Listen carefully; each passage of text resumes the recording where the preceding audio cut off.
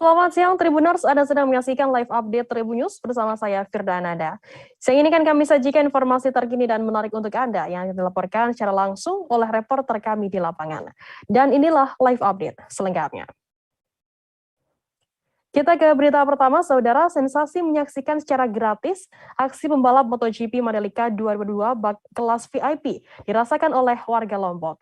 Mereka menyaksikan para pembalap mengaspal di sirkuit Mandalika melalui Bukit Seger. Bukit Seger dibuka untuk warga Lombok menghadirkan nuansa nan berbeda dari yang lainnya.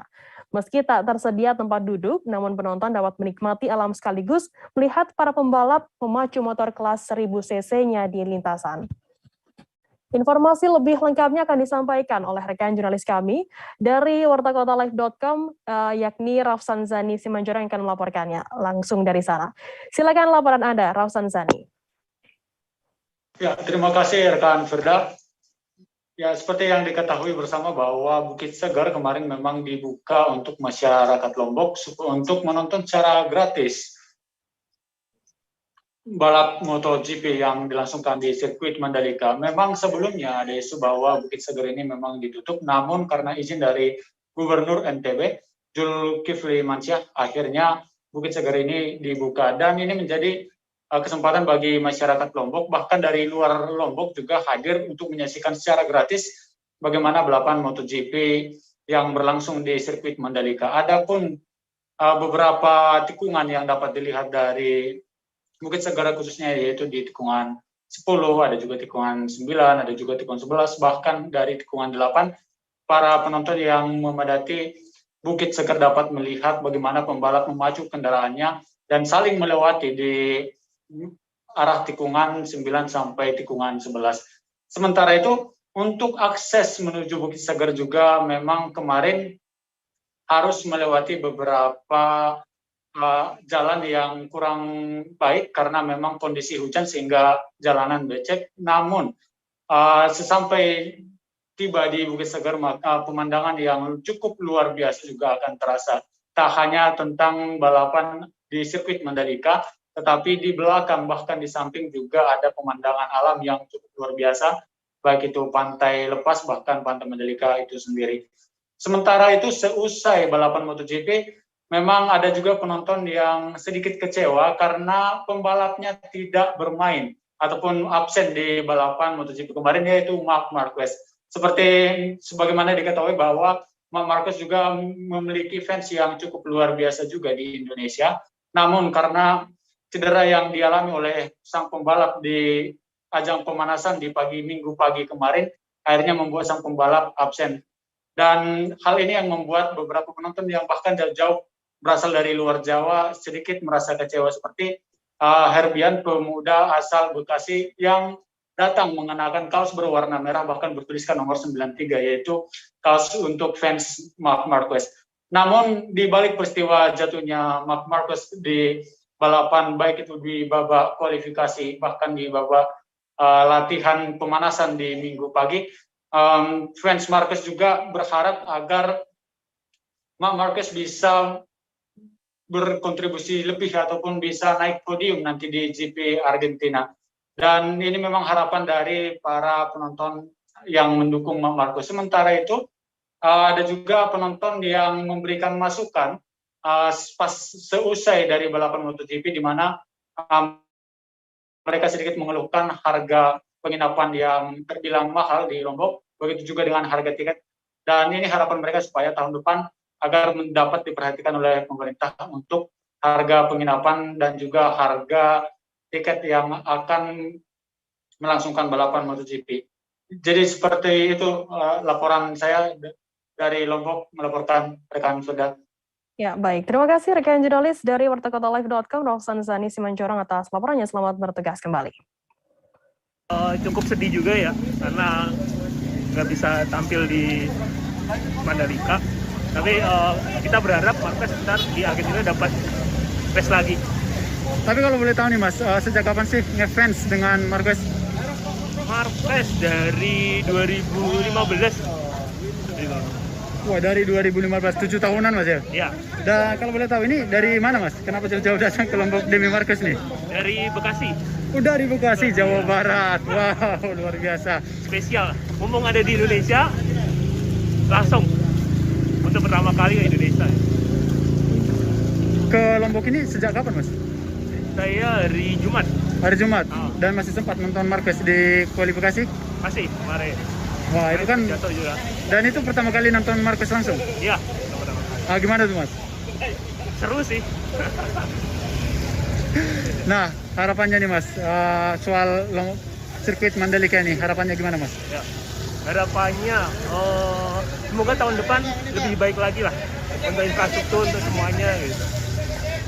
Saat datang ke sini tidak ada kesulitan mungkin transportasi atau penginapan yang mahal? Ada masukan? Saya sih untuk penginapan, cara antisipasinya kemarin sempat nyari kos-kosan gitu. Jadi karena hotel kan pada mahal-mahal, nyari kos-kosan lebih murah dan untuk kualitasnya juga oke sih. Udah AC-nya, udah oke. Nah, mungkin ada pesan kepada mungkin sesama fans Marquez di luar sana yang mungkin tahun depan ingin datang ke Lombok menyaksikan Marquez, gimana, Mas? Siapkan tabungan. Karena harga di sini penginapannya pasti luar biasa, harga pesawat juga luar biasa. Jadi siapkan tabungan dari jauh-jauh hari. Kita beralih ke informasi selanjutnya, Saudara. Sekda Kota Palembang Ratu Dewa bersama Ketua Harian Pemprov IMI Sumsel Taufik Husni, Ketua DPRD Kota Palembang Zainal Abidin dan pejabat lainnya serta panitia membuka perlombaan Ratu Dewa Drag Race and Drag Bike 2022. Acara tersebut berlangsung 19 hingga 20 Maret di sirkuit Jakabaring Sport City Palembang pada Sabtu 19 Maret. Sekda Kota Palembang Dr. Andes Ratu Dewa bertekad bersama stakeholder terkait siap memfasilitasi gelaran event yang sudah hampir 5 tahun tidak digelar tersebut. Informasi lebih lengkapnya akan disampaikan oleh rekan jurnalis kami dari Sriwijaya Post, ada Abdul Hafiz yang akan melaporkannya langsung dari sana. Silakan rekan Hafiz, laporan Anda. Ya, terima kasih rekan Firda dan Tribuners. Dapat kami laporkan bahwa hari Sabtu dan Minggu tanggal 19-20 Maret kemarin merupakan hari yang bahagia bagi para dragster di Kota Palembang, khususnya Sumatera Selatan pada umumnya. Karena sudah hampir 5 tahun di Kota Palembang sudah tidak menggelar lagi adanya balap motor maupun balap mobil. Hal ini selain memang adanya pandemi COVID-19 kemarin dan juga memang sudah lama tidak digelar. Dan event ini sendiri awalnya dari Sekda Kota Palembang menampung aspirasi dari para pembalap liar yang sering kebut-kebutan di beberapa titik Kota Palembang. Sehingga setelah terkomunikasi bahkan kemarin hampir 1.000 dari para pembalap mendaftarkan diri, namun oleh pihak panitia dibatasi hanya 600 dari dragster. Dan ini untuk kelanjutannya Sekda Kota Palembang akan mengkoordinasikan dengan stakeholder lainnya, baik itu dari pihak lalu lintas, polisi, maupun dari dinas-dinas terkait seperti Dinas Pemuda dan Olahraga, akan merencanakan untuk terus mewadahi dari animo dari para pehobi dari balap-balapan ini. Demikian rekan Firda. Baik, terima kasih rekan jurnalis dari Sriwijaya Post Abdul Hafiz atas laporannya. Selamat bertugas kembali. Dan tadi Tribuners, rekan jurnalis kami juga sudah menghimpun keterangan dari Sekda Kota Palembang Ratu Dewa. Berikut liputannya untuk Anda. Sedikit ada tantangan ya. Tantangan kita melaksanakan dan menjajal trek tadi. Ternyata dunia otomotif adalah dunia yang luar biasa. Maka saya merasakan bagaimana suasana psikologi dan kebatinan para pembalap. Untuk itu kita fasilitasi ini. Artinya ini bukan hanya tanggung jawab dari pihak lalu lintas dalam tetapi tanggung jawab kita bersama. Maka dari itu aspirasi dari para pembalap ini wadahnya. Maka saya harapkan selanjutnya IMI mungkin bisa berkolaborasi dengan pemerintah daerah untuk melaksanakan event-event secara rutin. Pak, bakal diagendakan ke depannya gimana nih Pak? Ya, tadi saya sudah bicara dengan Ketua Harian IMI, insya Allah ke depan akan ada agenda-agenda rutin dan nantinya. Oke, teman-teman. Pak izin Pak, untuk ini kan masih para pemuda Pak. Untuk para pemuda Palembang gimana Pak? Ya, saya harapkan dengan para pemuda ya, untuk tidak lagi melaksanakan balap-balap liar, yang di kita ini ada di Jalan Angkatan 66, di Bandara, di Jakabaring, di Soekarno-Hatta, terus di Jalan Sudirman. Nah, ini harapan saya, ini loh wadah kalian. Jangan sampai banyak korban.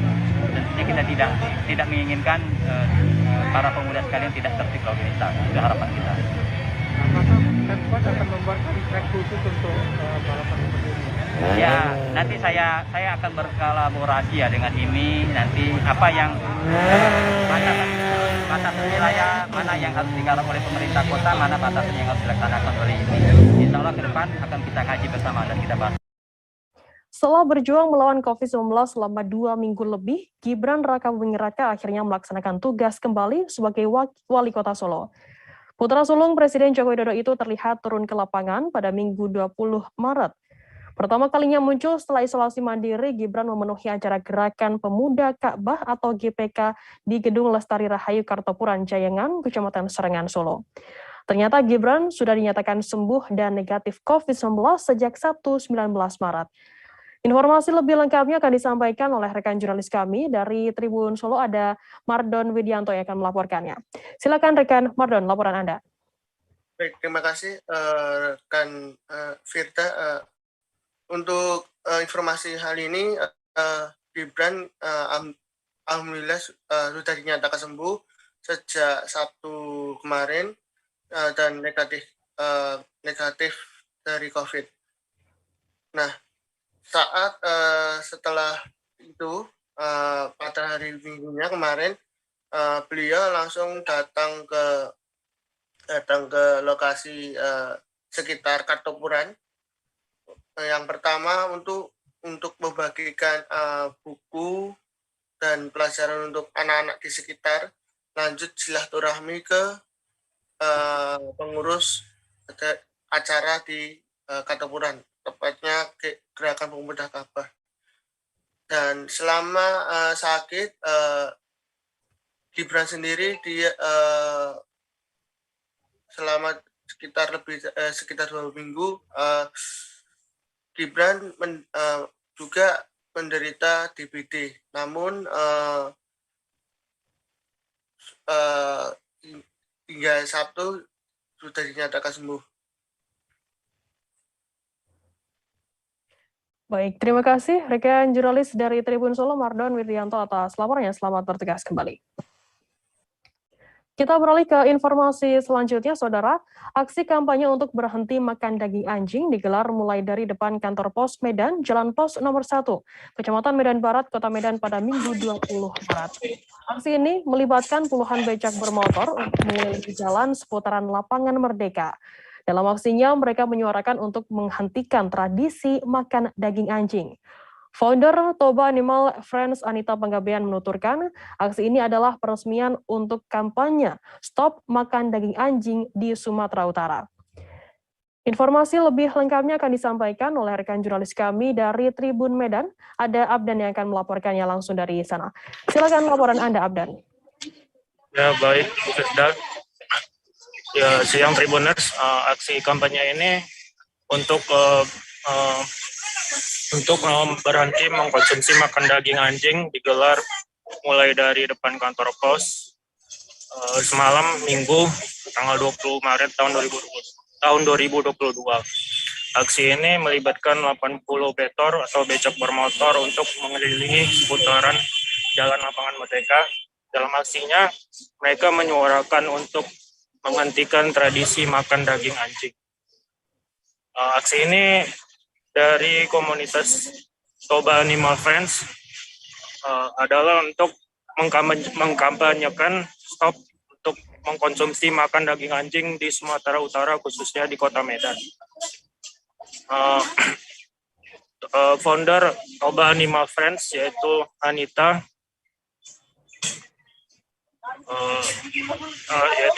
mengajak seluruh masyarakat Sumatera Utara, khususnya Kota Medan, untuk tidak mengkonsumsi daging anjing dan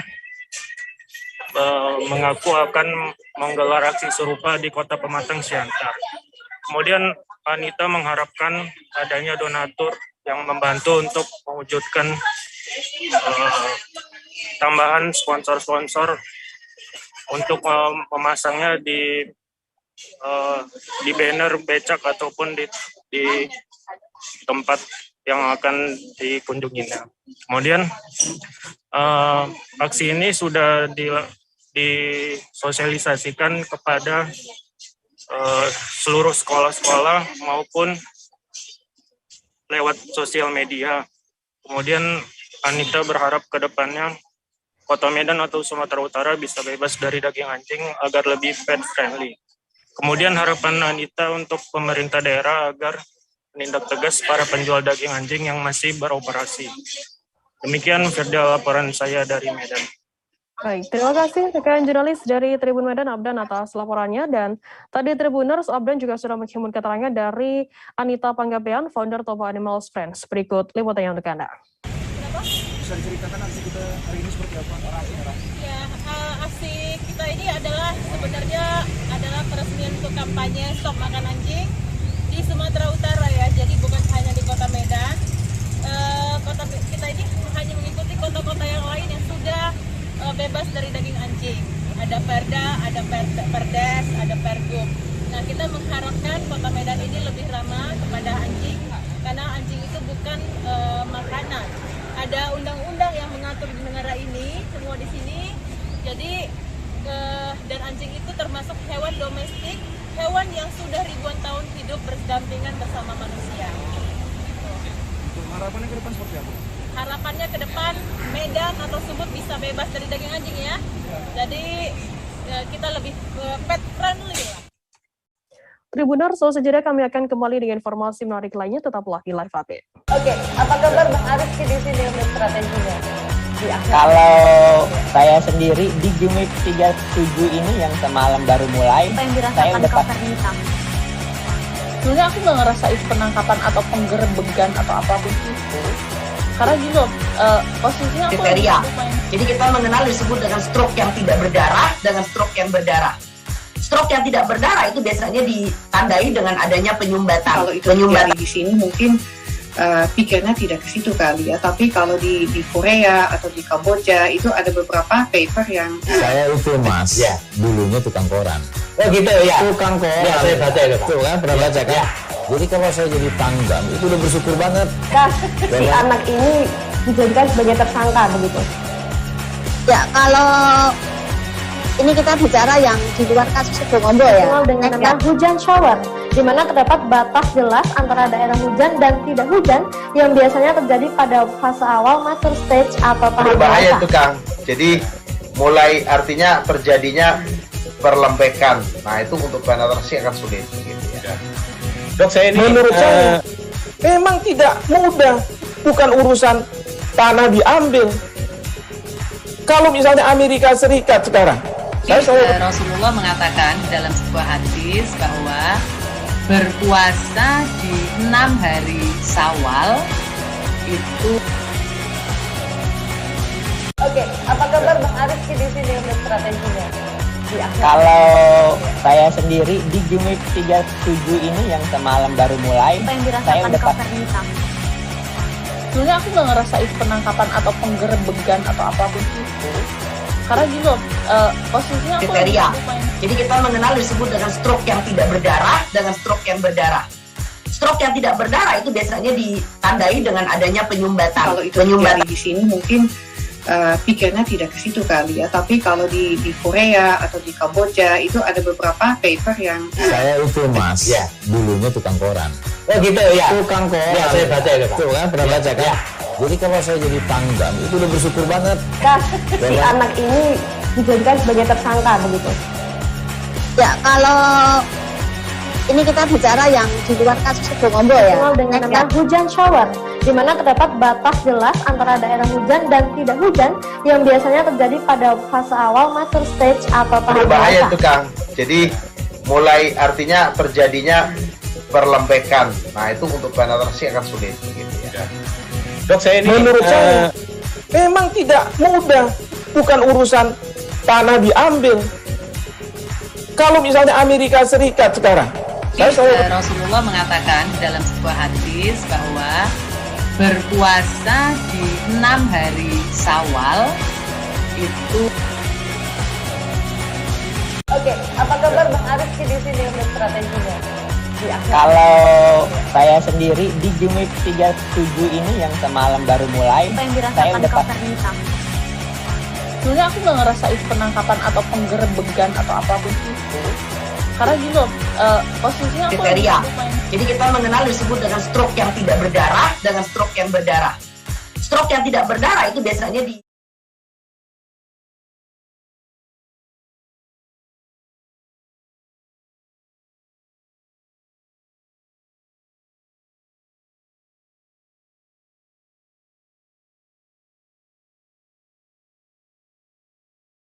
Itu udah bersyukur banget. Kasus si anak ini dijadikan sebagai tersangka begitu.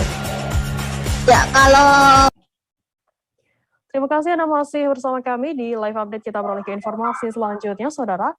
Sosok mayat ditemukan mengapung di aliran Sungai Kereng Tripa, Kecamatan Tripa Makmur, Kabupaten Nagan Raya, Aceh pada Minggu 20 Maret siang.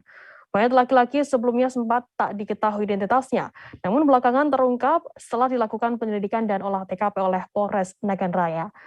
Mayat tersebut diketahui bernama Dahlian Ali, 63 tahun, warga Desa Ujung Padang, Kecamatan Mangeng, Kabupaten Aceh Barat Daya, yang merupakan kabupaten tetangga Nagan Raya. Informasi lebih lengkapnya akan disampaikan oleh rekan jurnalis kami dari Selami News Indonesia, ada Rizwan yang akan melaporkannya. Silakan rekan Rizwan, laporan Anda.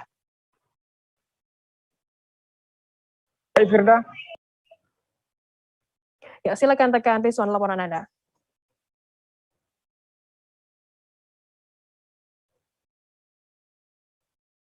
Halo rekan Rizwan. Suara baik, Firda, dapat kami laporkan. Sosok mayat ditemukan mengapung di aliran Sungai Kereng Tripa, Kecamatan Tripa Makmur, Kabupaten Nagan Raya, Aceh, Minggu siang. Mayat tersebut sebelumnya tanpa diketahui identitas, namun belakangan polisi melakukan proses penyidikan dan mengetahui bahwa mayat tersebut bernama Dahlian Ali, itu warga Kabupaten Aceh Barat Daya, kabupaten tetangga dari Nagan Raya.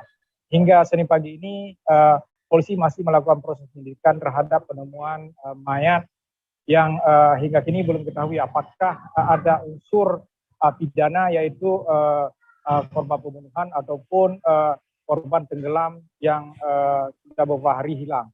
Korban sendiri, Dahlian sendiri, berdasarkan keterangan dari pihak keluarga, sudah hilang sejak Kamis lalu atau 4 hari lalu.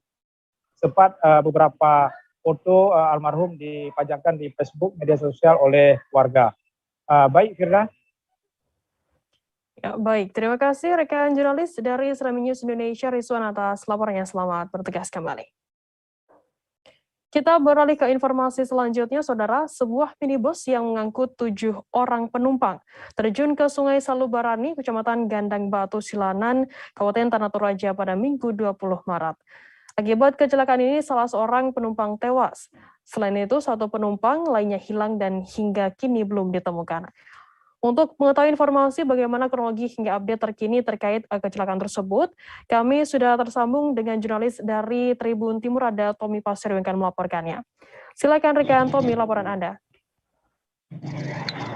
Baik, Firda dan Tribuners, kami informasikan bahwa pada Minggu 20 Maret 2002 kemarin, sebuah minibus bernomor polisi DP 1481 KC terjun ke sungai, tepatnya di Kelurahan Salubarani, Kecamatan Gandong Batu Silanan, Kabupaten Tanah Toraja. Mobil tersebut mengangkut 7 orang penumpang termasuk supir. Kecelakaan terjadi sekitar pukul 04.00 WITA atau jam 4 subuh dini hari, yang bermula saat mobil bergerak dari arah Makassar ke Tanah Toraja. Tiba-tiba mobil hilang kendali dan terjun ke sungai.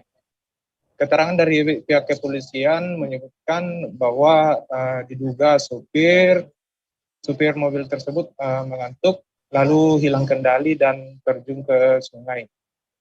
Sementara dalam peristiwa ini, 5 dari 7 penumpang mobil berhasil selamat. Kelima korban saat ini menjalani perawatan di RSUD Laki Padada, Tanah Toraja.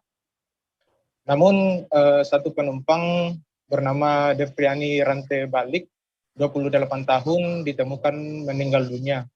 Selain itu, satu penumpang lainnya bernama Amata Binti Kakak, 61 tahun, dinyatakan hilang. Hingga kini Amata Binti Kakak belum ditemukan. Proses pencarian pun terus dilakukan oleh tim gabungan. Pencarian difokuskan di Desa Pana, Kabupaten Endrekang. Pantauan kami pagi tadi, pencarian tersebut dilakukan dengan menggunakan perahu karet. Tim gabungan yang didominasi Basarnas Palopo melakukan pencarian dengan cara menyusur sungai dan juga melakukan penyelaman. Kemudian dapat kami informasikan juga pada minggu kemarin jenazah dari korban yang meninggal dunia langsung dibawa ke rumah dukanya yang berada di Kecamatan Rangketpo, Kabupaten Toraja Utara. Demikian, Firda. Baik, terima kasih rekan jurnalis dari Tribun Timur, Tommy Pasiro atas laporannya. Selamat bertugas kembali. Dan tadi Tribuners, jurnalis kami juga sudah menghimpun keterangan dari Kapolsek Mengkede, AKP Yohanes Mundo. Berikut liputannya untuk Anda. Itu kejadiannya kira-kira pukul 3 dini hari. Dan kalau dilihat di lokasi mungkin sopir dalam keadaan ngantuk. Sehingga dia motor keluar jalur, jatuh di jurang. Itu yang kami sementara. Ya, dalam mobil itu berapa penumpang Pak kira-kira? Menurut informasi ada 7. 7? Yang sekarang sudah ada 5 yang selamat, kemudian 1 yang sudah diambil jenazahnya, sekarang masih 1 yang sementara dicari oleh teman-teman di sana dengan warga. Kita beralih ke informasi selanjutnya, Saudara. Rivo Sambayang, bocah berusia 6 tahun yang ditabrak mobil Grand Max di sebuah rumah makan di Kelurahan Sukur, Kecamatan Kalawat, Kabupaten Minahasa Utara pada Minggu 20 Maret, mengembuskan napas terakhirnya. Rivo ditabrak dengan keras oleh kendaraan Grand Max yang oleng. Korban lantas terhempas ke tembok dan malangnya tertindih reruntuhan. Informasi mengenai hal ini akan disampaikan oleh rekan jurnalis kami dari Tribun Manado, ada Arthur Rompis yang akan melaporkannya. Silakan rekan Arthur, laporan Anda. Terima kasih Firda dan Tribuners.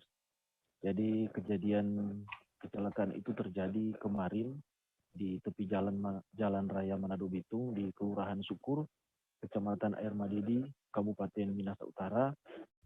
Jadi sebuah kendaraan Grand Max oleng kemudian menabrak sebuah rumah makan dan korban Rivo Sambayang ini kebetulan berada di depan rumah makan. Jadi korban ditabrak dengan keras, kemudian tubuhnya terhempas ke dinding dan kemudian dia ditimpa reruntuhan. Jadi Rivo ini sempat dibawa ke rumah sakit umum Kando, sempat menjalani perawatan selama beberapa jam.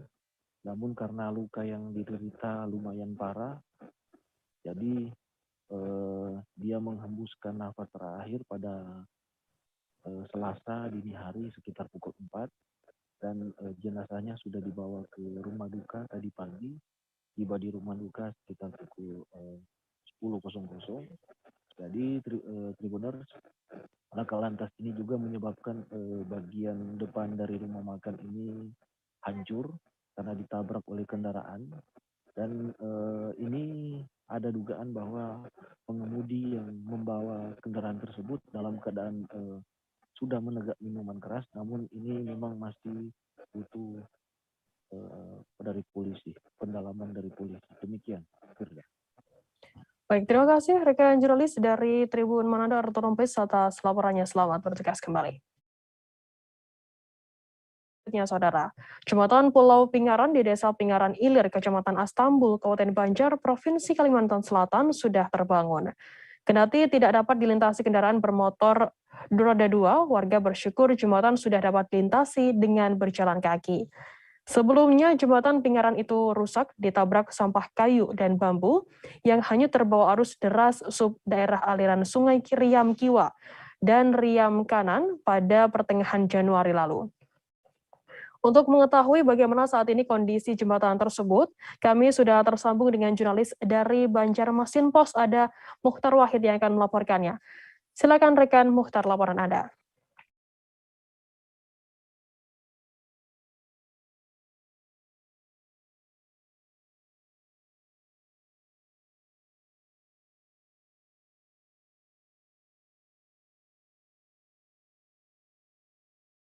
Tribuners, kami mengalami sedikit kendala sinyal dengan jurnalis kami dari Banjarmasin Post, Mukhtar Wahid. Kita akan jeda sejenak, Tribuners, tetaplah di live update.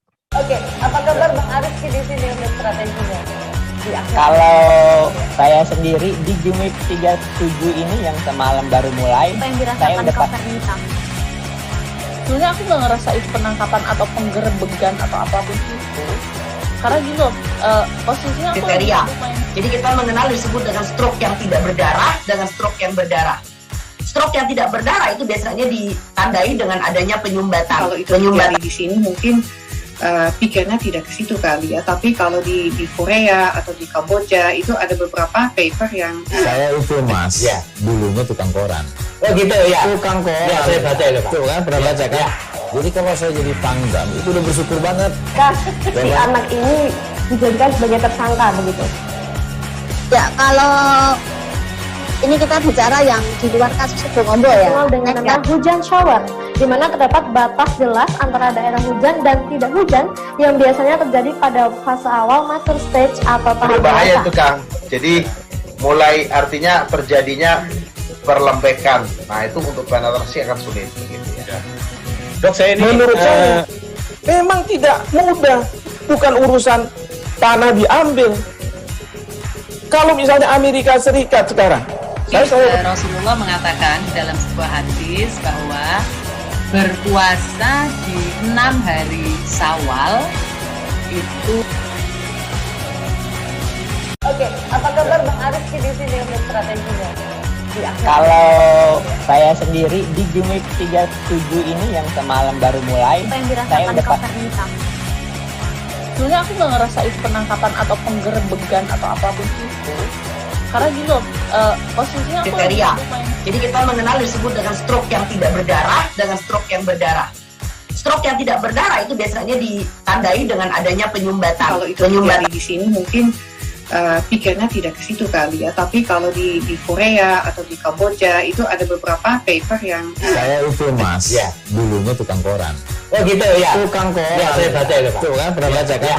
Jadi kalau saya jadi Pangdam, itu udah bersyukur banget. Kak, si anak ini dijadikan sebagai tersangka begitu. Ya, kalau ini kita bicara yang di luar kasus Bongombo ya. Dengan nama hujan shower, di mana terdapat batas jelas antara daerah hujan dan tidak hujan yang biasanya terjadi pada fase awal mature stage atau tahap Berbahaya dewasa. itu Kang. Jadi mulai artinya terjadinya perlembekan. Nah itu untuk penetrasi akan sulit. Gitu ya. Dok, saya ini menurut saya memang tidak mudah, bukan urusan tanah diambil.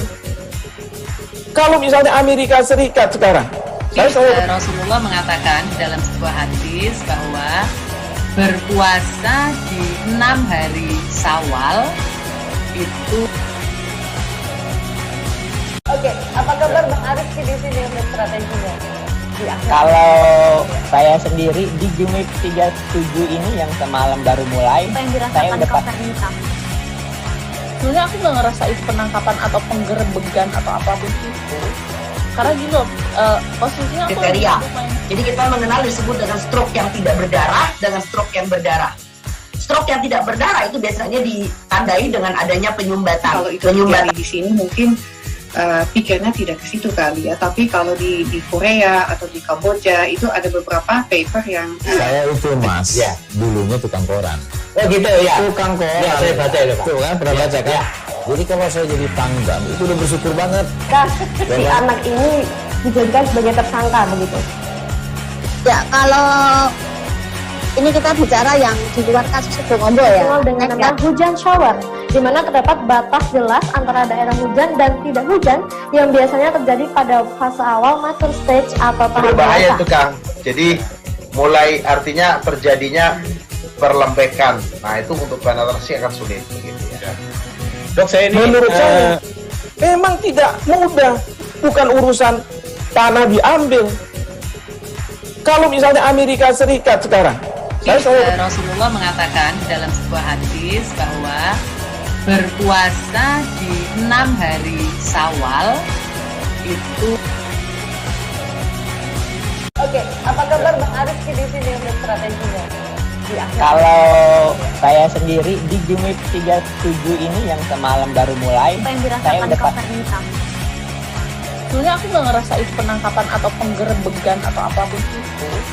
Karena gini loh, posisinya aku Kriteria. lagi main. Jadi kita mengenal disebut dengan stroke yang tidak berdarah dengan stroke yang berdarah. Stroke yang tidak berdarah itu biasanya ditandai dengan adanya penyumbatan. Kalau itu terjadi di sini mungkin pikirnya tidak ke situ kali ya. Tapi kalau di Korea atau di Kamboja itu ada beberapa paper yang Saya itu mas, dulunya tukang koran. Oh gitu ya. Tukang koran. Ya, saya baca itu Pak. Tuh kan pernah baca kan? Ya. Jadi kalau saya jadi tanggam itu udah bersyukur banget. Si anak ini dijadikan sebagai tersangka begitu. Ya, kalau ini kita bicara yang di luar kasus Sibolombo ya. Dikenal dengan nama hujan shower, di mana terdapat batas jelas antara daerah hujan dan tidak hujan yang biasanya terjadi pada fase awal mature stage atau tahap Berbahaya dewasa. itu Kang. Jadi mulai artinya terjadinya perlembekan. Nah itu untuk penetrasi akan sulit. Gitu ya. Dok, saya ini menurut saya memang tidak mudah, bukan urusan tanah diambil. Kalau misalnya Amerika Serikat sekarang, Rasulullah mengatakan dalam Terima kasih Anda masih bersama kami di live update. Kita beralih ke informasi selanjutnya, Saudara. Kecelakaan maut terjadi di Jalan Raya Kakas, tepatnya di Desa Wasian, Kecamatan Kakas Barat, Kabupaten Minahasa, Provinsi Sulut pada Minggu 20 Maret menjelang tengah malam. Mobil Xenia merah marun plat nomor DB 1907BE mengalami kecelakaan tunggal. Mobil keluar jalur, menghantam pohon kemudian terhempas ke lahan perkebunan. Sebanyak 6 orang gadis muda warga Kakas berada di dalam mobil tersebut. 1 di antaranya meninggal dunia di lokasi kejadian. Informasi lebih lengkapnya akan disampaikan oleh rekan jurnalis kami dari Tribun Manado, ada Rio Nur yang akan melaporkannya. Silakan rekan Rio, laporan Anda. Ya, terima kasih rekan Firda. Jadi telah terjadi kecelakaan lalu lintas menyebabkan korban meninggal dunia pada Minggu tanggal 20 Maret 2022 jelang tengah malam. Sebuah mobil Toyota Avanza merah maron plat nomor DB 1907BE mengalami kecelakaan tunggal di Jalan Raya Kakas, Desa Wasian, Kecamatan Kakas Barat, Kabupaten Minahasa, di mana mobil itu ditumpangi oleh 6 gadis belia, yang di mana di antara 6 itu 1 di antaranya meninggal dunia. Telah diidentifikasi korban yang meninggal dunia merupakan warga setempat bernama Seidi yang di warga Desa Talikuran, Kecamatan Kakas, Kabupaten Minahasa. Jadi mobil ini melaju, menurut saksi melaju cukup kencang dari arah Languan, melintas di Jalan Raya Kakas. Kemudian tepatnya di ujung Desa Wasian, mengalami hilang kendali, kemudian menabrak pohon, terhempas sampai ke perkebunan di pinggir jalan. Di mana korban perempuan bernama Seidi berumur 18 tahun ini dinyatakan telah tewas di lokasi kejadian, sementara rekannya yang lain, penumpang dan supir, dalam keadaan selamat meski mengalami luka yang cukup, ada yang mengalami luka cukup serius dan ada yang mengalami luka ringan. Para korban kemudian dilarikan ke Rumah Sakit RS Budi Setia Languan yang lokasinya hanya sekitar 2 km dari lokasi dari tempat kejadian perkara. Sementara jenazah dari korban meninggal dunia dievakuasi oleh aparat kepolisian, dibantu dengan keluarga korban yang secepatnya tiba di lokasi setelah menerima kabar naas ini. Jalan raya di Desa Wasian ini juga memang merupakan salah satu ruas yang cukup rawan kecelakaan. Orang menyebutnya di sini jalur maut karena sehari sebelumnya juga terjadi kecelakaan lalu lintas. Pengendara sepeda motor berbencengan, namun tidak sampai menyebabkan korban tewas, hanya luka-luka. Beberapa kali juga telah terjadi kecelakaan menyebabkan meninggal dunia di ruas jalan ini. Tahun sebelumnya, sekitar September, itu seorang remaja juga berusia belasan tahun melakukan balap liar sehingga mengalami kecelakaan dan langsung tewas di tempat. Sejauh ini polisi masih melakukan penyelidikan kasus ini, namun mobil yang mengalami kecelakaan masih teronggok di pinggir jalan di lokasi kejadian, mana sudah diberikan garis polisi. Demikian rekan Firda. Baik, terima kasih rekan jurnalis dari Tribun Manado, Rianur, atas laporannya. Selamat bertugas kembali. Kita beralih ke informasi selanjutnya, Saudara. Jembatan Pulau Pingaran di Desa Pingaran Ilir, Kecamatan Astambul, Kabupaten Banjar, Provinsi Kalimantan Selatan sudah terbangun. Kendati tidak dapat dilintasi kendaraan bermotor roda 2, warga bersyukur jembatan sudah dapat dilintasi dengan berjalan kaki. Sebelumnya jembatan Pingaran tersebut rusak, ditabrak sampah kayu dan bambu yang hanyut terbawa arus deras sub daerah aliran Sungai Riam Kiwa dan Riam Kanan pada pertengahan Januari lalu. Untuk mengetahui bagaimana saat ini kondisi jembatan tersebut, kami sudah tersambung dengan jurnalis dari Banjarmasin Pos, ada Mukhtar Wahid yang akan melaporkannya. Silakan rekan Mukhtar, laporan Anda. Baik, selamat siang Firda. Dapat kami laporkan dari Kabupaten Banjar, Provinsi Kalimantan Selatan. Benar, jembatan pulau di Desa Pingaran Ilir yang sebelumnya ya pada pertengahan Januari 2022 rusak dan sebagian hanyut, dihantam oleh sampah dari bambu dan pohon-pohon dari wilayah hulu. Saat ini sudah bisa dilintasi warga, kendati untuk roda 2 belum diperkenankan. Kemudian Firda dapat kami laporkan juga masyarakat berterima kasih sekali dengan pemerintah setempat ya, dalam ini pemerintah Kabupaten Banjar yang tanggap dengan situasi, karena akses itu diperlukan oleh warga ya untuk evakuasi kalau ada orang yang sakit, ibu hamil, kemudian orang yang meninggal dunia untuk menuju ke wilayah daratan. Karena jembatan pulau ini hanya 2 RT ya yang terisolir apabila jembatan itu tidak terbangun. Alhamdulillah saat ini jembatan sudah tinggal sedikit lagi di paling ujung ya, di RT 67 itu yang masih sedikit perlu perbaikan. Selebihnya bisa dilintasi oleh pejalan kaki. Kalau sudah baik bisa dilintasi mungkin oleh roda 2. Saat ini belum. Demikian Firda, laporan Mukhtar Wahid dari Kabupaten Banjar, Provinsi Kalimantan Selatan. Firda. Baik, terima kasih rekan jurnalis dari Banjarmasin Pos, Mukhtar, atas laporannya. Selamat bertugas kembali.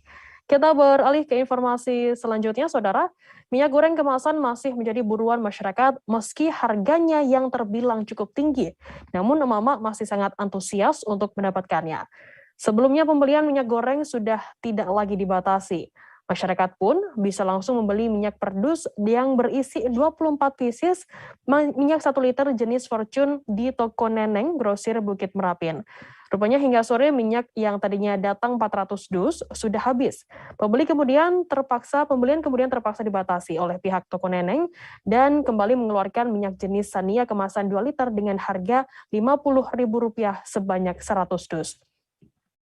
Informasi mengenai hal ini akan disampaikan oleh rekan jurnalis kami dari Bangka Pos, ada Andini Dwi Hasanah yang akan melaporkannya dari sana langsung. Silakan rekan Andini, laporan Anda. Oke, baik, terima kasih Firda.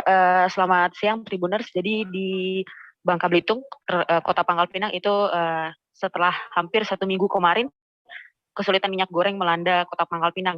Di mana antrian di sejumlah retail, baik retail modern, retail lokal, hingga supermarket itu selalu ada antrian. Ibu-ibu atau bapak-bapak bahkan anak-anak ikut terlibat dalam antrian untuk mendapatkan minyak goreng itu.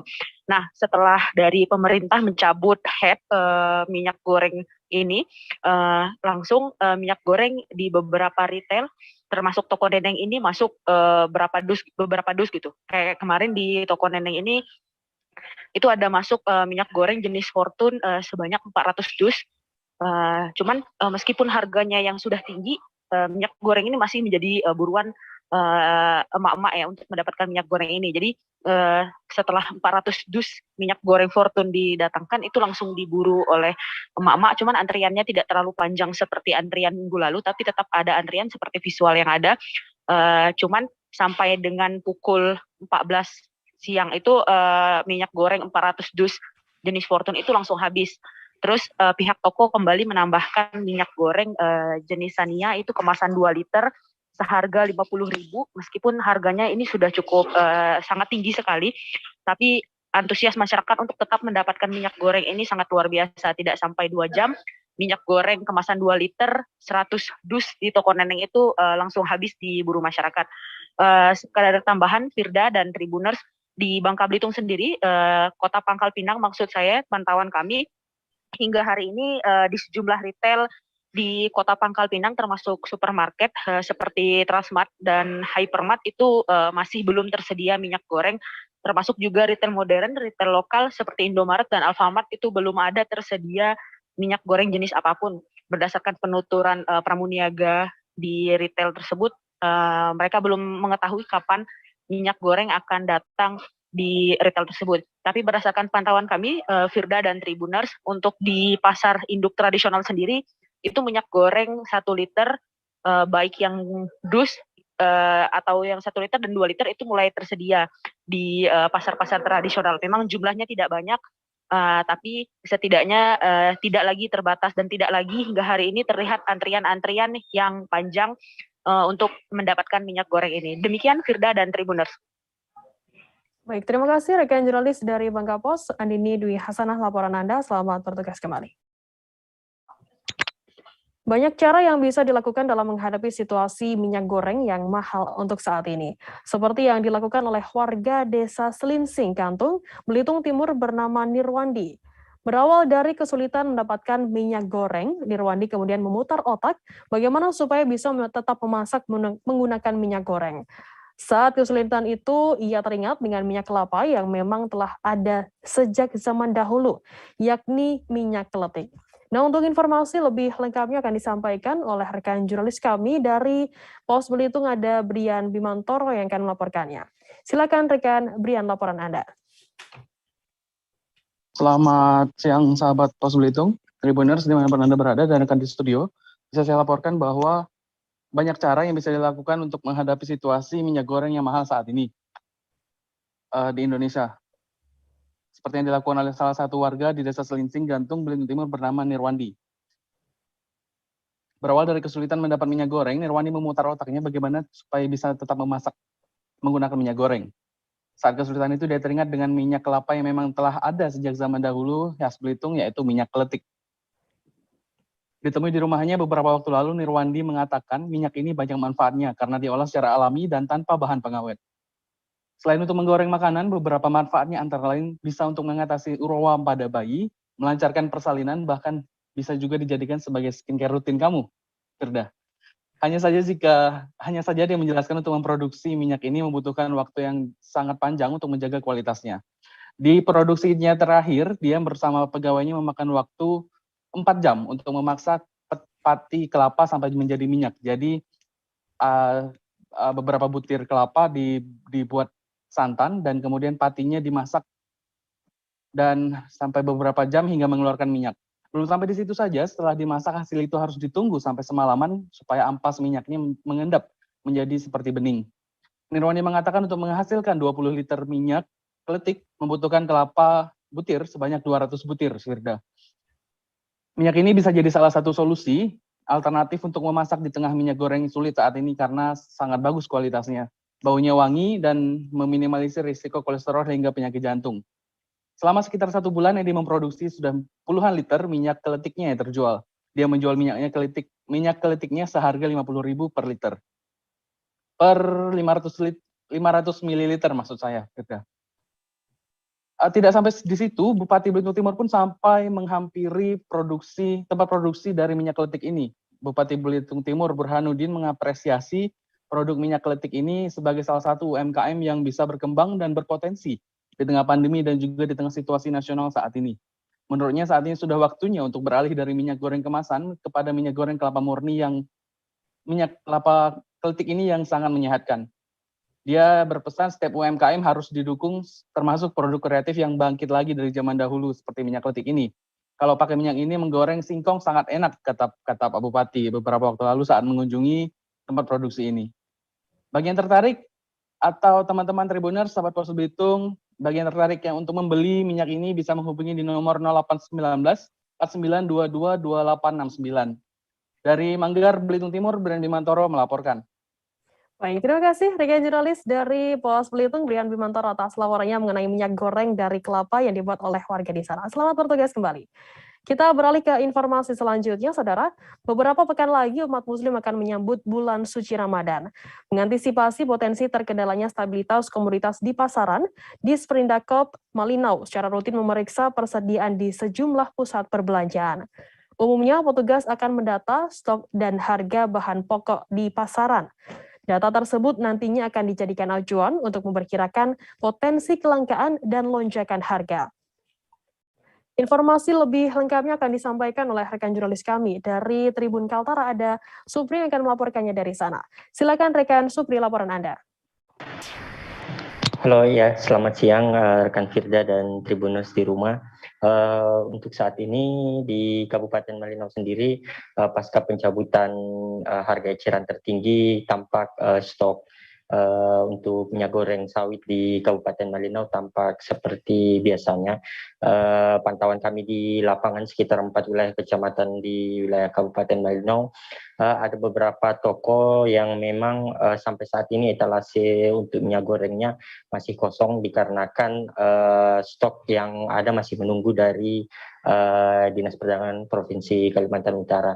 Nah, untuk minyak goreng sendiri pasokannya dipantau oleh petugas tim terpadu, diantaranya melalui petugas Dinas Perindustrian Perdagangan dan Koperasi UMKM Kabupaten Malinau bersama Dinas Ketahanan Pangan dan instansi vertikal yakni Polri dan TNI memantau ketersediaan minyak goreng sawit di sejumlah toko. Tampaknya saat ini masih terbatas, belum menunjukkan tanda-tanda penambahan stok. Begitupun hasil wawancara kami dengan beberapa pelaku usaha khususnya pemasok sembako dan minyak goreng di Kabupaten Malinau menyatakan untuk saat ini belum ada tambahan stok minyak goreng, meskipun di beberapa wilayah lain pasca pencabutan harga eceran tertinggi untuk minyak goreng kemasan sederhana dan premium sudah diberlakukan.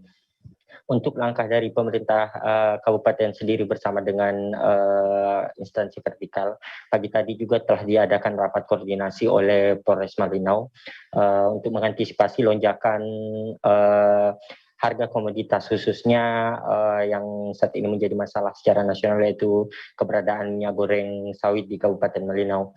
Untuk hasil pantauan petugas di lapangan, ada 2 komoditas yang nampaknya mulai perlahan naik dari segi harga karena kekurangan stok, diantaranya bawang merah dan cabai rawit merah. 2 komoditas ini memang atau bumbu dapur ini memang pada dasarnya untuk mendekati atau menjelang hari besar keagamaan di wilayah Kabupaten Malinau rutin mengalami lonjakan karena beberapa wilayah khususnya di Kalimantan Utara mengandalkan pasokan dari kabupaten-kabupaten tetangga dan provinsi tetangga seperti di Kalimantan Timur untuk Kabupaten Berau dan Samarinda. Untuk pasokan yang ada saat ini menurut keterangan dari Dinas Perdagangan, Kepala Bidang Perdagangan Kabupaten Malinau, bahwa masih menunggu stok yang ada yang rencananya akan dipasok ke 2 kabupaten kota di Kalimantan Utara, yakni di Kota Tarakan dan di ibu kota Provinsi Kalimantan Utara Tanjung Selor. Namun untuk saat ini masih jumlahnya walaupun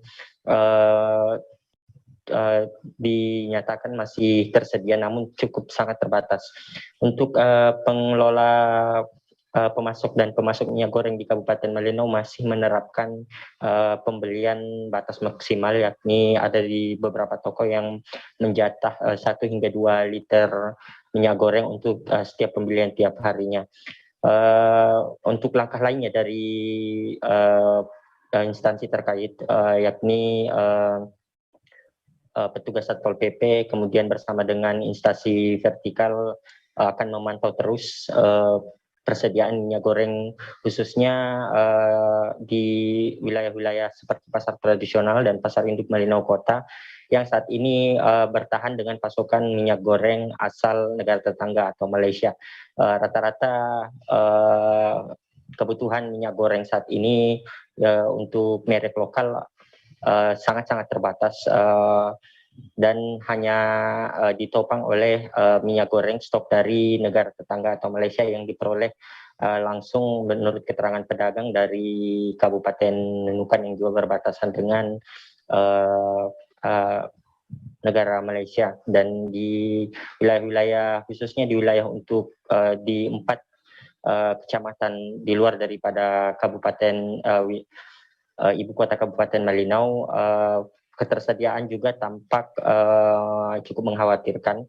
Namun untuk saat ini berdasarkan keterangan dari Dinas Perdagangan Perindak Kabupaten Malinau bahwa akan dalam waktu dekat pihaknya akan menantikan suplai dan stok minyak goreng untuk mengantisipasi lonjakan harga dan stok bahan pokok tersebut di menjelang Lebaran atau bulan puasa, bulan suci Ramadan di Kabupaten Malinau.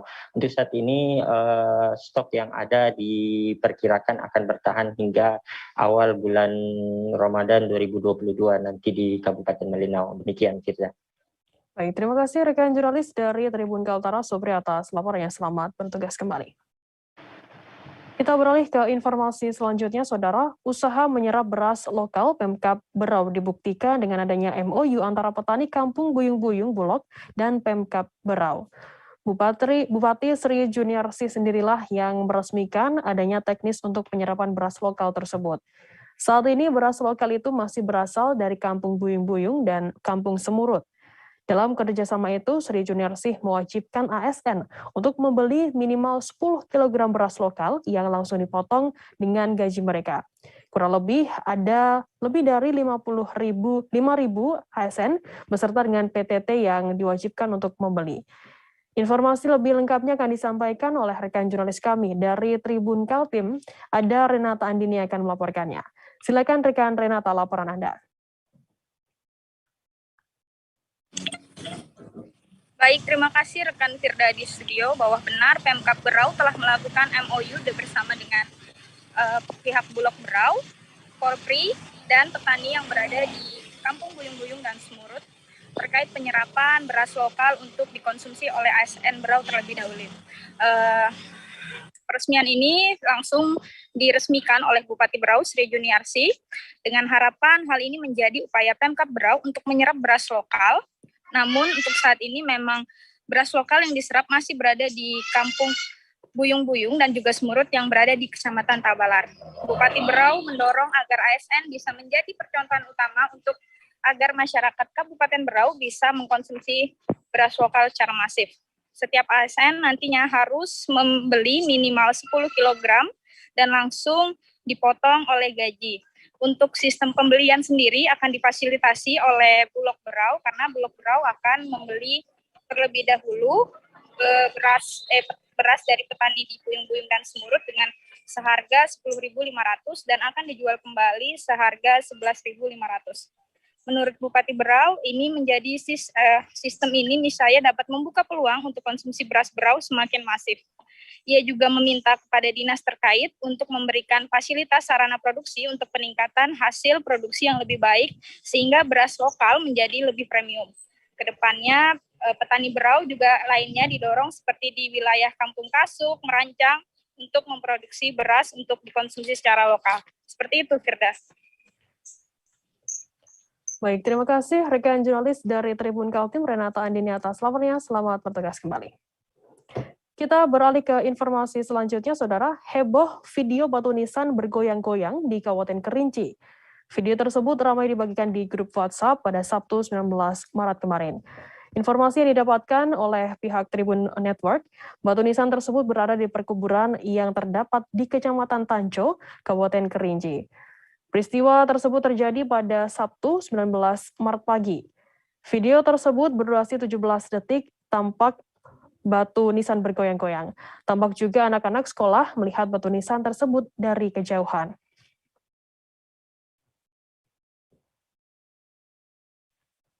Informasi lebih lengkapnya akan disampaikan oleh rekan jurnalis kami. Dari Tribun Jambi ada Heru Pitra yang akan melaporkannya. Silakan rekan Heru, laporan Anda. Terima kasih, Bu Firda. Selamat siang, Tribuner. Tribuner di Kabupaten Kerinci pada Sabtu kemarin dihebohkan dengan adanya video batu nisan bergoyang dengan sendirinya. Video tersebut viral di media sosial dan juga workshop di Kabupaten Kerinci dan banyak dibagikan ke masyarakat Kerinci. Di dalam video tersebut nampak batu nisan memang bergoyang dari depan ke belakang bergoyang. Di situ juga nampak anak-anak sekolah juga melihat dari kejauhan adanya batu nisan yang bergoyang tersebut. Batu nisan itu direkam oleh warga setempat dan juga nampak ibu-ibu mendatangi batu nisan yang bergoyang tersebut. Nah, saat Tribun mendatangi lokasi pada minggu kemarin untuk memastikan apakah benar batu nisan tersebut bergoyang dengan sendirinya atau ada terjadi hal-hal aneh di batu nisan tersebut. Pada minggu kemarin Tribun Jambi mendatangi lokasi dan di lokasi Tribun melihat memang dapat ada beberapa batu nisan yang terdapat di perkuburan tersebut. Namun menurut tokoh masyarakat tersebut bahwa batu nisan tersebut bergoyang bukan karena adanya hal-hal aneh atau hal gaib terhadap batu nisan tersebut. Namun diperkirakan memang sengaja digoyangkan oleh seseorang kemudian direkam. Bukan karena adanya kejadian aneh, memang menurut tokoh masyarakat setempat memang sengaja digoyangkan. Memang waktu Tribun datang ke lokasi mencoba melihat batu nisan tersebut, emang ternyata batu nisan tersebut bisa bergoyang. Kalau kita senggol ataupun tertiup angin, batu nisan tersebut bakalan bergoyang.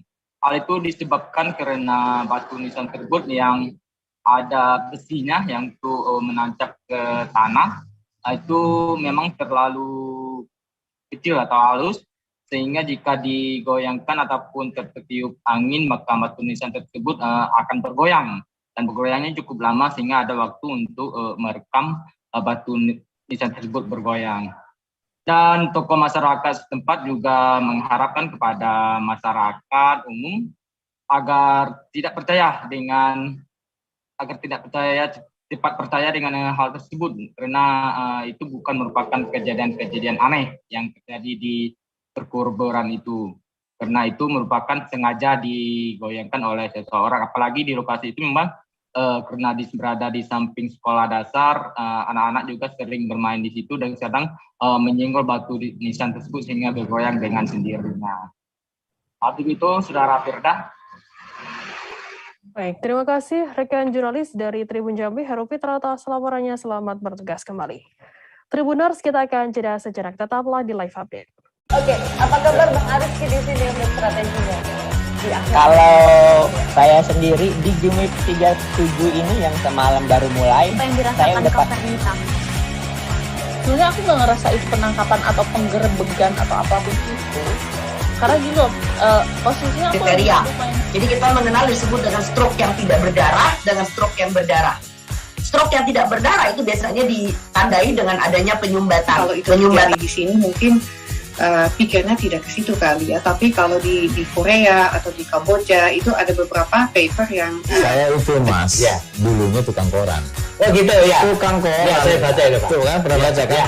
Jadi kalau saya jadi tanggam, itu udah bersyukur banget. Nah, si anak ini dijadikan sebagai tersangka begitu. Ya, kalau ini kita bicara yang di luar kasus Bongombo ya. Dikenal dengan nama hujan shower, di mana terdapat batas jelas antara daerah hujan dan tidak hujan yang biasanya terjadi pada fase awal mature stage atau tahap dewasa.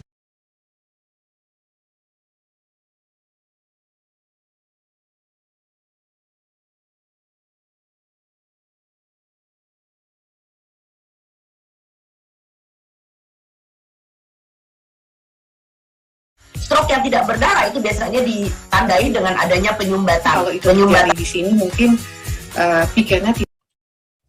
Terima kasih Anda masih bersama kami di live update. Kita beralih ke informasi selanjutnya, Saudara. Salah satu warung kopi atau warkop terbakar di kota Kendari, Sulawesi Tenggara pada Minggu 20 Maret pagi. Peristiwa kebakaran salah satu warkop tersebut terjadi di kawasan Bundaran Stainless, Jalan Buburanda, Kelurahan Korumba, Kecamatan Mandonga. Warkop tersebut berada tak jauh dari gerai McDonald's Kendari dan Hotel Dragon Inn yang berada di simpang Jalan Made Sabara, Jalan Buburanda, dan Jalan Edi Sabara, Jalan Brigjen M. Yunus. Informasi lebih lengkapnya akan disampaikan oleh rekan jurnalis kami dari Tribun News Ultra, ada Amelda Dev yang akan melaporkannya. Silakan rekan Amel, laporan Anda. Ya, baik. Terima kasih rekan Firda. Ya, perlu kami informasikan bahwa kejadian kebakaran warkop bernama Sebatas Kopi ini yang berada di perempatan lampu merah Jalan Buburanda depan McDia tepatnya, ini mengalami kebakaran tepatnya pada pukul 9.30 pagi. Ya, kemudian untuk kronologinya sendiri, kebakaran ini terjadi pada saat kondisi warkop sedang kosong. Ya, hal itu berdasarkan pengakuan dari pemilik owner si Sebatas Kopi ini. Owner Sebatas Kopi ya bernama Adri ini mengaku semalam sempat menginap di warkop tersebut dan paginya ia berencana membuka warkopnya pukul 10 pagi. Namun pukul 8 pagi ia sempat pulang dulu untuk mandi dan berganti pakaian. Setelah kembali, tepatnya sekitar pukul 9.30, ternyata kondisi warkopnya sudah terbakar, sebagian besar bangunannya sudah dilalap api. Ya, berdasarkan informasi dari salah satu warga di sekitar, yaitu karyawan FJ Rental Car yang tepat berada di samping warkop tersebut, mengaku mengetahui kejadian kebakaran ini dari seorang penjual tisu yang sedang lewat. Pasalnya, Arul, si karyawan di rental mobil ini bersama rekan-rekannya yang lain sedang mencuci mobil. Jadi tidak mengetahui pasti awal kejadian kebakaran. Namun ia mengetahui info tersebut dari penjual tisu, seorang penjual tisu, dan sesegera mungkin mereka menuju ke sebelah, yaitu lokasi warkop yang terbakar, dan memadamkan api dengan air seadanya yang ada di tower milik sentral rental mobil. Ya, selang beberapa menit kemudian, sekiranya 30 menit kemudian, tepat pukul 10, petugas pemadam kebakaran tiba di lokasi, di mana kondisi warkop sudah sebagian besar terbakar dan segera api tersebut dipadamkan oleh petugas pemadam kebakaran. Ya, terlihat kondisi warkop yang tersisa hanyalah bagian depan bangunan, sementara bagian belakangnya hangus terbakar, begitupun beserta isi-isi warkop tersebut. Ya, untuk kejadian awalnya juga, Firda, setelah mendapat laporan dari penjual tisu, adanya api yang berkobar di bagian belakang bangunan. Sekiranya 5 menit kemudian terdengar suara ledakan dari arah belakang, yaitu tepatnya di bagian dapur, yang cukup keras hingga beberapa tetangga lainnya juga mendengar suara ledakan tersebut. Ya, kemudian untuk diketahui juga, Firda, warkop ini belum cukup 1 tahun berada di lokasi tersebut, dan lokasi tersebut adalah sewaan yang di mana uang sewa yang dibayar oleh Adri atau owner Sebatas Kopi ini sebesar 15 juta per tahunnya. Ya, belum cukup 1 tahun, musibah datang menimpa Adri. Ya, kebakaran ini diperkirakan oleh Adri menimbulkan kerugian yang ia alami itu sekiranya 150 juta rupiah. Ya, kerugian itu diperoleh berdasarkan sewa renovasi yang dia lakukan selama beberapa bulan ini. Kemudian fasilitas-fasilitas yang cukup lengkap di dalam kopi, misalnya ada AC, kipas angin, wifi, kulkas, dan beberapa mesin kopi lainnya. Bahkan semua bahan-bahan kopi dan minuman serta makanan lainnya juga habis terbakar, tak tersisa sedikit pun. Demikian, Firda. Baik, terima kasih rekan jurnalis dari Tribun News Ultra Amelda Devi atas laporannya. Dan tadi Tribuners Amelda juga sudah menghimpun keterangan dari owner sebatas kopi Andi Adri dan juga karyawan FC Rental Mobil bernama Arul. Berikut liputannya untuk Anda. Penjual tisu kasih info ke kami. Pada saat kejadian kami lagi cuci mobil. Nah, terus karena panik kita semua langsung mengarah ke sebelah. Langsung membesar. Pada saat kejadian. Si ownernya datang pas kejadian. Iya, pas kejadian. Pemadam kebakaran datang itu api sudah mulai ini. Apinya sudah mulai membesar. Baru pemadam kebakaran datang. Sekitar pukul 10.35. 10.20 lah. 10.20. Iya. Siram pakai tower, kan banyak warga tadi menyaksikan yang membantu. Pulang ke rumah lagi perjalanan pulang. Kalau kronologinya lebih tahu sebenarnya dengan sebelah yang di rental. Kalau saya kurang tahu kalau kronologinya. Dengar kabarnya ini awalnya dari siapa Kak kebakaran? Enggak dengar. Ini ya pas memang mengarah ke sini. Oh, pas memang mau ke sini. Pas dapat sih ternyata sudah terbakar. Pokoknya kalau dari sebelah itu, dari orang-orang rental, informasinya sudah ada api duluan, baru ada ledakan. Oh, mereka lihat api duluan, baru ada ledakan. Kakak sendiri tahu Kak penyebab kebakarannya ini?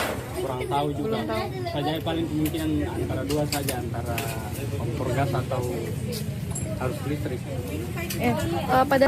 Memang lagi ada orang atau kosong? Tidak ada lagi kosong. Lagi kosong. Karena kan memang saya mau buka pagi, Kak.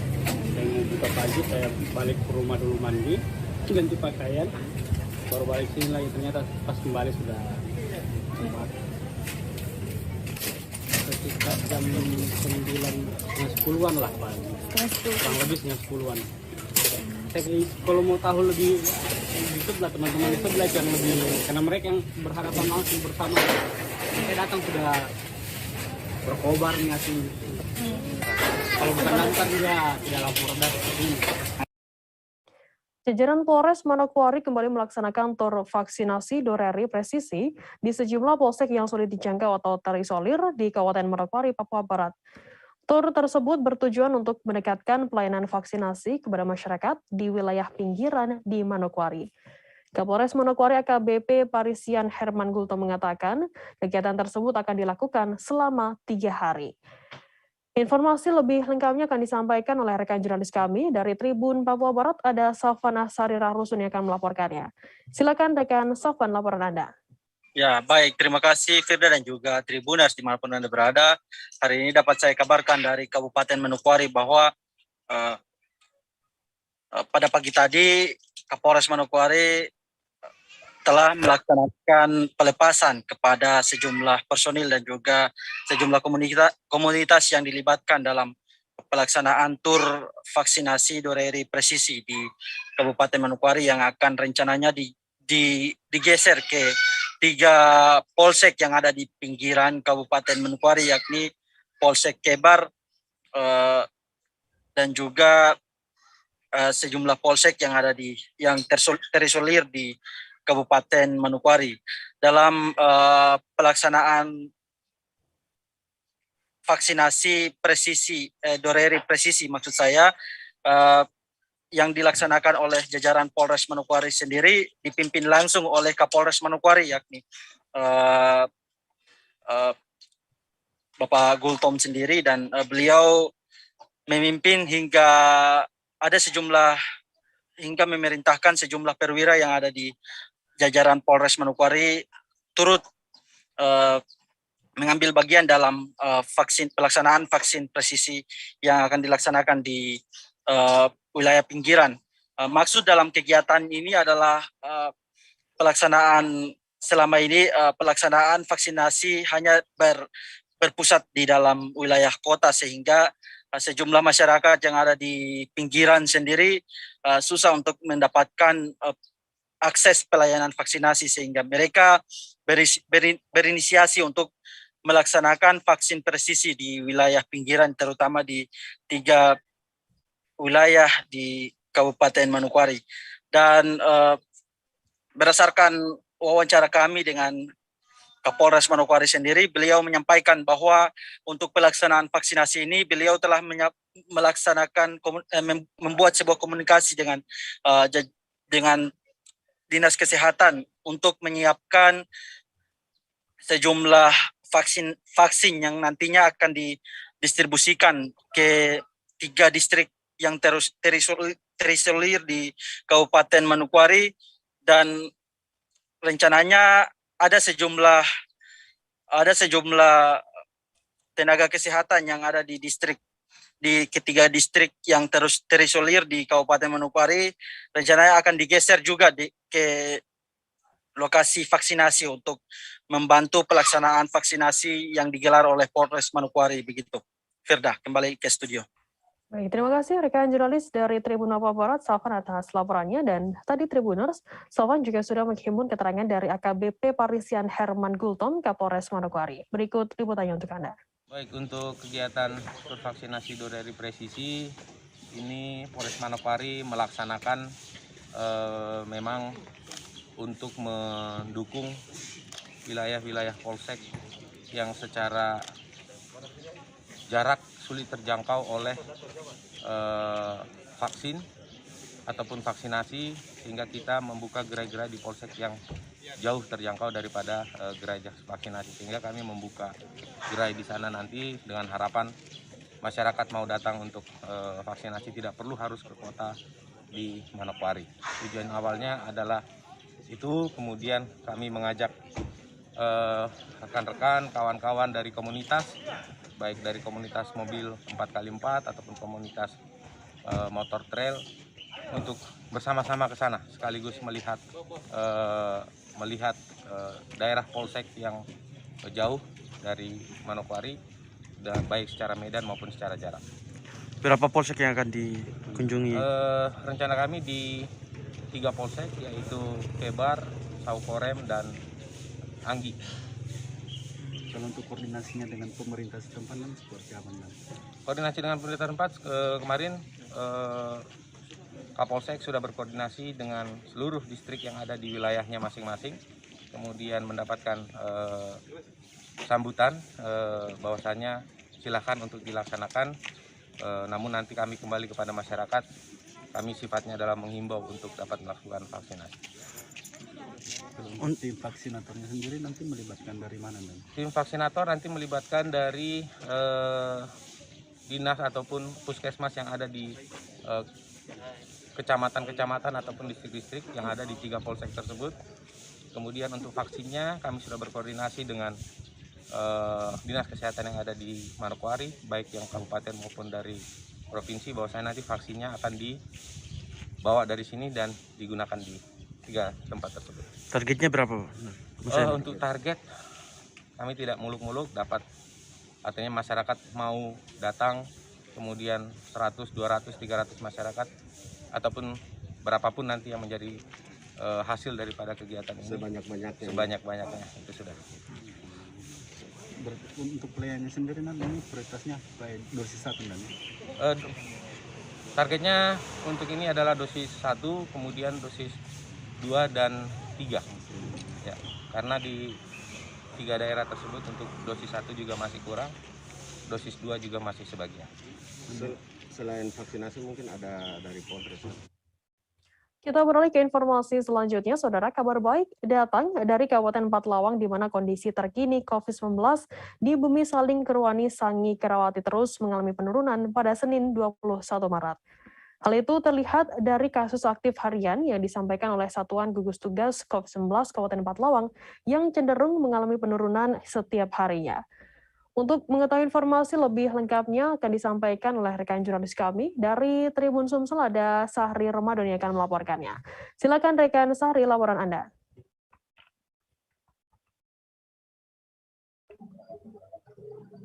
Baik, terima kasih rekan Firda. Selamat siang pemirsa Tribun News dimanapun berada. Dari Kabupaten Pathlawang bisa kami laporkan memang kondisi saat ini pandemi COVID-19 di sini sudah berangsur membaik ataupun ini merupakan sebuah kabar baik. Hal tersebut di mana disampaikan langsung oleh Satuan Gugus Tugas COVID-19 Kabupaten Empat-Lawang melalui juru bicaranya, yakni Dr. Arga Sena Setiawan. Juru bicara Gugus Tugas COVID-19 Empat-Lawang menyampaikan terbaru per hari ini jumlah kasus aktif COVID-19 di Kabupaten Empat-Lawang telah jauh berkurang jika dibandingkan dengan beberapa waktu lalu, terutama di bulan Februari. Untuk hari ini itu tersisa ada 3 kasus aktif dengan rincian 1 orang sedang menjalani perawatan dan 2 orang lagi masih menjalani isolasi mandiri. Di mana disampaikan juga untuk PPKM ataupun pemberlakuan pembatasan kegiatan masyarakat di Kabupaten Empat-Lawang saat ini ada di level 2, yang dimana artinya dikatakan saat ini Kabupaten Empat-Lawang berada di zona rendah ataupun zona dengan level resiko rendah. Nah, lebih lanjut untuk kasus konfirmasi COVID-19 di Kabupaten Empat-Lawang sejak awal pandemi hingga saat ini itu tercatat ada 590 kasus konfirmasi dengan rincian sebanyak 550 sembuh, meninggal 37 dan proses 3 ataupun kasus aktif saat ini 3. Mungkin cukup itu yang bisa kami sampaikan kepada pemirsa. Kami kembalikan ke studio. Firda. Baik, terima kasih rekan jurnalis dari Tribun Sumsel Sari atas laporannya. Selamat bertugas kembali. Kita beralih ke informasi selanjutnya, Saudara. Terdapat transportasi lokal yang unik dan eksis di Karimun, Kepulauan Riau. Bus kayu yang ada sejak era 80-an ini awalnya mengangkut pekerja atau karyawan di daerah Prayun, Kecamatan Tanjung Batu. Seiring berkembangnya zaman, bus kayu ini juga digunakan untuk berkeliling membawa pengguna jasa perjalanan wisatawan. Bus kayu ini juga pernah menjadi angkutan antar jemput anak-anak sekolah di Pulau Karimun Besar. Informasi lebih lengkapnya akan disampaikan oleh rekan jurnalis kami dari Tribun Batam, ada Yeni Hartati yang akan melaporkannya. Silakan rekan Yeni, laporan Anda.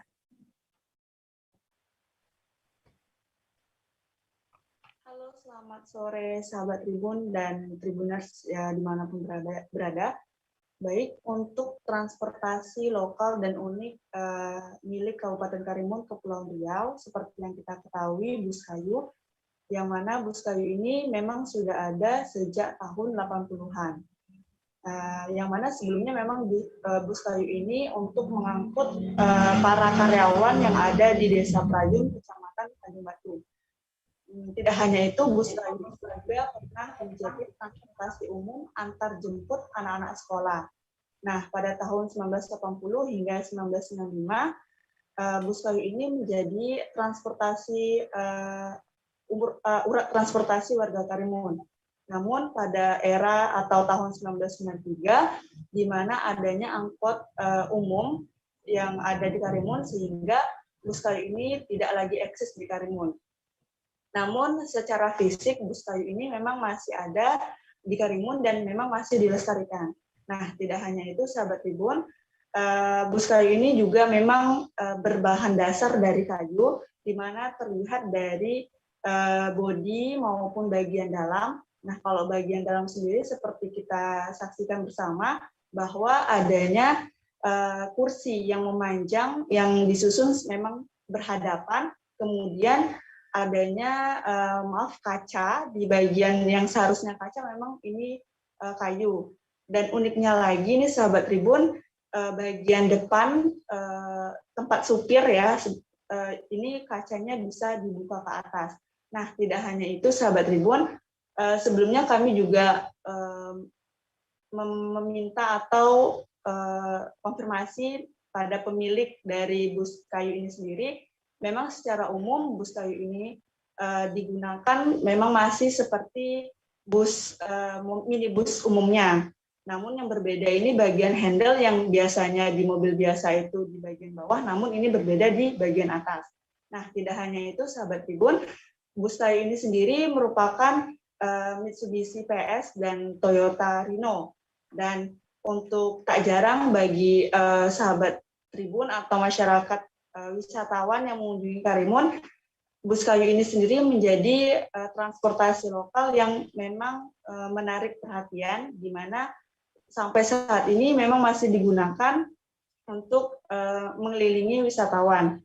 Dan tak jarang para pengunjung yang menaiki bus kali ini sendiri seperti merasa di India. Seperti itu sahabat Tribun, dan saya kembalikan ke studio Firda. Baik, terima kasih rekan jurnalis dari Tribun Atom ya ini atas laporannya. Selamat bertugas kembali. Kita alih ke informasi selanjutnya, Saudara. Penggemar motor antik dan klasik di Provinsi Lampung berduka. Ketua Harian Motor Antik Klub Indonesia atau MAKI Lampung, Haji Suko Barisman Pitoro meninggal dunia di usia 61 tahun. Ia berpulang saat sedang menjalankan hobinya yakni touring menggunakan motor besar ke Nusa Tenggara Barat.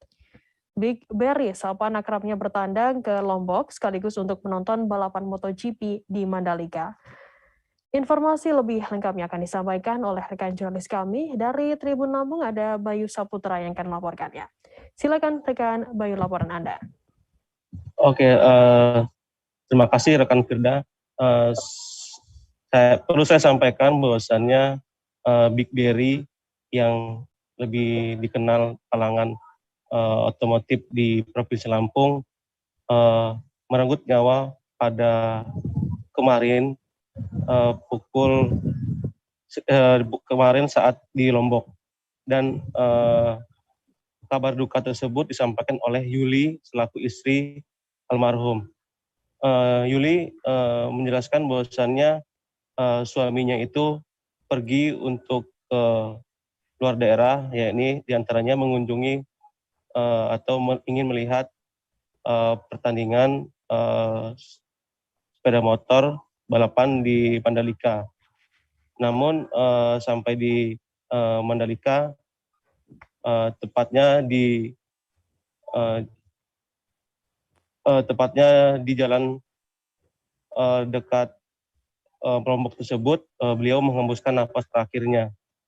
Dan Berry sendiri menggunakan kendaraan motor Harley Davidson Sporters plat BE 2409 ALB yang pergi pada tanggal 3 Februari yang lalu.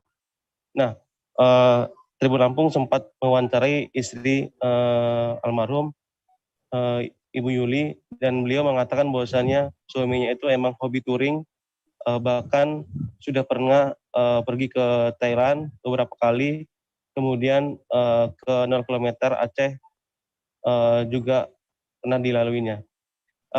Saat kemarin Tribun Lampung mewawancarai istri, bahwasannya suaminya itu pulangnya nanti pada setelah Lebaran. Namun kenyataannya Big Berry meninggal kemarin dikarenakan serangan jantung.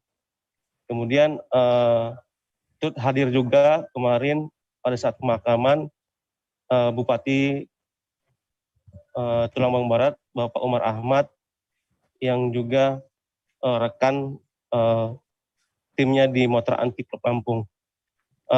Big Berry sendiri merupakan ketua harian dari MACI atau Motor Antik Klub Indonesia Lampung. Big Berry dimakamkan di TPU Alimuddin di daerah Palapa. Begitu rekan Firda dan Tribuners. Baik, terima kasih rekan jurnalis dari Tribun Lampung, Bayu Saputra, atas laporannya. Dan tadi Tribuners, Bayu juga sudah menyimpulkan keterangan dari Yuli, istri dari Suko Barisman Pitoro, dan juga Fabio, anak dari almarhum. Berikut liputannya untuk Anda. Nah, almarhum kemarin ada anak motor datang ke rumah saya ngasih kabar kalau bahwa Bang Berry telah tiada. Sedangkan saya memang nggak kontak sama sekali hari itu. Dia kontak anak-anak tapi tidak ditanggapi, maksudnya tidak sambung, tidak nyambung gitu. Boleh tahu Bang Berry meninggal karena apa teh? Kena serangan jantung. Oh, serangan jantung. Nah, semasa beliau hidup seperti apa sih teh? Bisa ceritakan orangnya seperti apa teh? Bang Berry itu baik orangnya. Orangnya banyak. Orangnya enak, orang sederhana. Kemudian sebelumnya Teteh punya firasat nggak Teh? Usianya 62 tahun. 62 tahun ya. Sosok seorang ayah di mata Abang selaku anaknya seperti apa sih Bang? Kalau bokap buat gua ya kalanya lah ya, maksudnya apalagi anak cowok satu-satunya, bokap tuh pastinya panutan, walaupun caranya ngedidik itu ya mungkin semua orang tua beda-beda, tapi kalau abang tuh ngeliatinnya cara tindakannya gitu. Satu prinsip lah, kalau prinsip berteman luar biasa lah, kita tahu semua lah. Kita beralih ke informasi selanjutnya, Saudara. Lapas kelas 2B Nunukan akan segera melaunching sarana asimilasi dan edukasi atau SAE di kawasan Bukit Aren, Jalan Seijepun, Kecamatan Nunukan Selatan. Kepala Lapas kelas 2B Nunukan, Iwayan Nurastadwibawa mengatakan, SAE yang direncanakan akan dilaunching sebelum Hari Bakti Pemasyarakatan pada 27 April mendatang, merupakan perwujudan sisi lain kehidupan di balik sel. Wayan menjelaskan lahan seluas 6,6 hektar dikelola untuk dijadikan tempat SAE. Dari pintu masuk kawasan Bukit Aren, pengunjung dapat melihat hamparan sayuran yang ditanam oleh para narapidana. Informasi lebih lengkapnya akan disampaikan oleh rekan jurnalis kami dari Tribun Kaltara, ada Febrianus Felis yang akan melaporkannya langsung. Silakan rekan Felis, laporan Anda.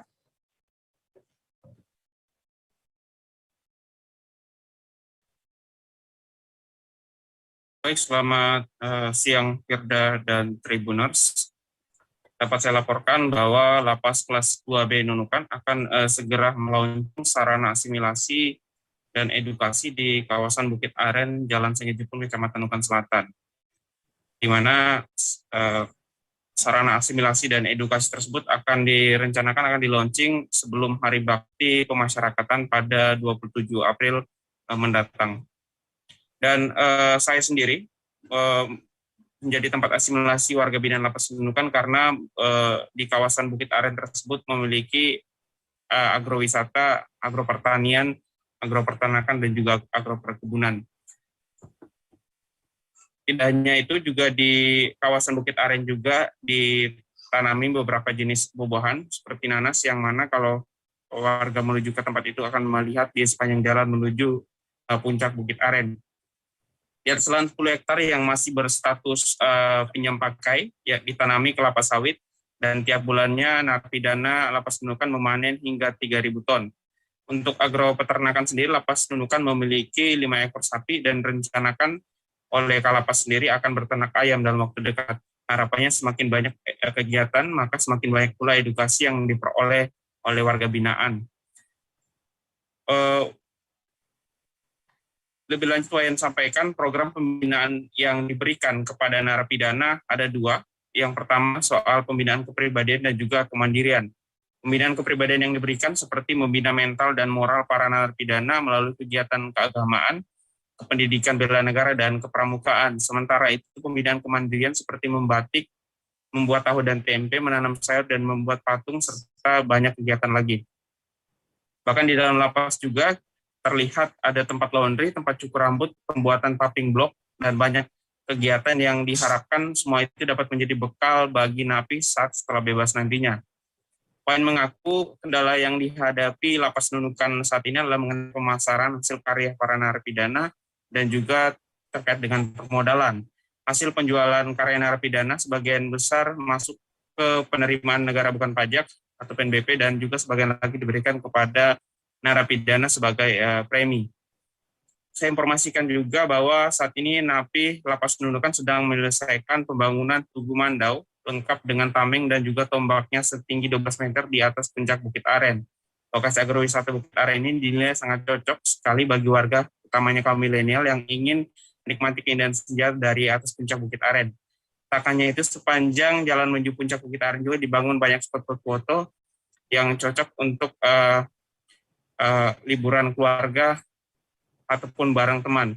Dan sampai saat ini juga di kawasan Bukit Aren akan dibangun museum penjara, jadi warga Nunukan bisa melihat langsung perkembangan penjara dari masa ke masa. Dan untuk diketahui, semenjak pandemi COVID-19, kawasan Bukit Aren ditutup sementara dan akan dibuka kembali setelah launching pada 27 April mendatang. Demikian laporan sementara dari Nunukan, Kalimantan Utara. Kembali ke Firda di studio.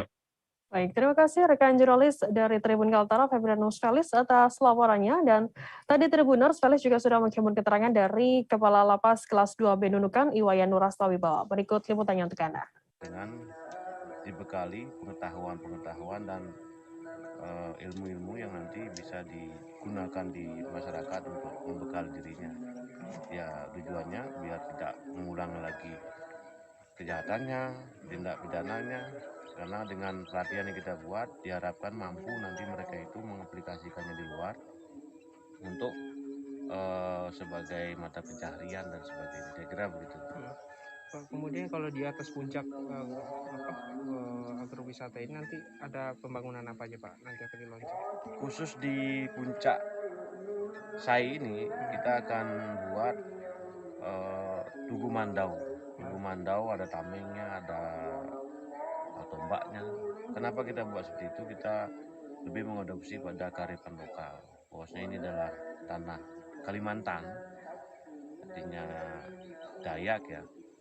Jadi kami akan lebih mengarahkan pengembangan Sai ini pada arah-arah yang sesuai dengan kearifan lokal.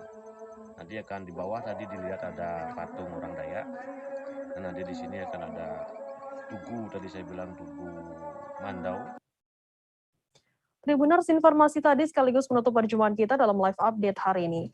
Jangan lupa saksikan terus live update di seluruh kanal YouTube dan Facebook Tribun Network. Saya Firdana, Anda mewakili kru bertugas pamit undur diri. Terima kasih dan sampai jumpa. Jangan lupa like, subscribe, dan share ya.